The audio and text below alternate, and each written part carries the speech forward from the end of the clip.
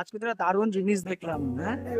এরকম কিন্তু অভিজ্ঞতা আমার কখনো ছিল না। এর আগে প্রচুরবার বেলুড় মঠে এসেছি, কিন্তু এরকম যে হয় জানতাম না। এটা আজকে হঠাৎ করে পেয়ে যাওয়ার, হঠাৎ করেই আমরা এসেছি আর একটা সুন্দর ভাবতেই পারিনি। কি দেখলাম সেটা দেখতে গেলে আপনাকে কিন্তু ভিডিওটা দেখতে হবে।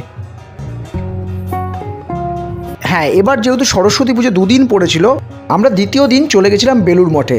আমরা সবাই জানি মূল মন্দিরে কিন্তু সরস্বতী পুজো ওখানে বেশ বড় করে হয়, কিন্তু এর বাইরেও কিন্তু বিভিন্ন ডিপার্টমেন্টে সরস্বতী পুজো হয় এবং সেগুলো কি অসাধারণ পদ্ধতিতে একটি সুন্দর প্রসেশনের মাধ্যমে বিসর্জন হয়, সেটা কিন্তু এবছর প্রথম জানলাম এবং দেখলাম।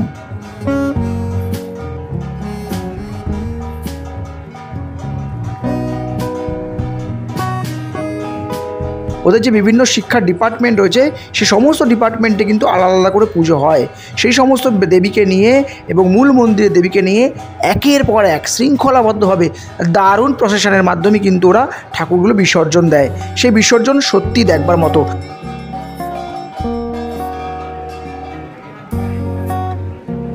যারা দেখেননি তাদের বলবো ভিডিওটা ভালো করে খেয়াল করুন, পুরো ভিডিওটা দেখুন, দেখবেন কি দারুণ প্রসেসে ওরা কি আনন্দ করে এবং সুন্দরভাবে ওরা বিসর্জন দেবীকে দেন গঙ্গা বক্ষে।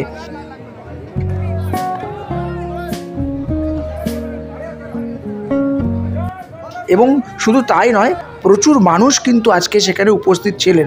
আমি জানি না তারা আমাদের মতোই জেনে বা না জেনে এই সময় উপস্থিত ছিলেন কি না, তবে যারা ছিলেন তারা সত্যিই ভাগ্যবান।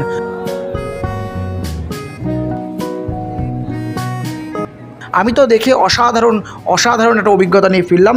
আর শুধু ফিরলাম নয়, আপনাদের জন্যও কিন্তু ভিডিও করে নিয়ে ফিরলাম, যাতে আপনাদের সাথেও সেটা শেয়ার করা যায়।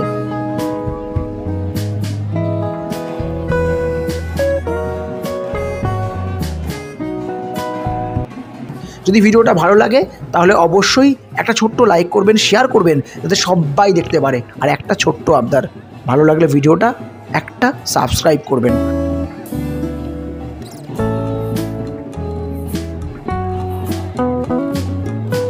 ধন্যবাদ সকলকে। সকলে ভালো থাকুন, সুস্থ থাকুন আর আমাদের সাথে থাকুন। টাটা।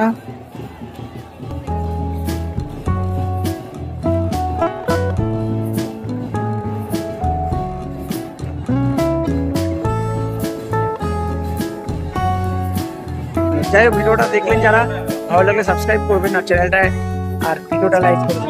টাটা।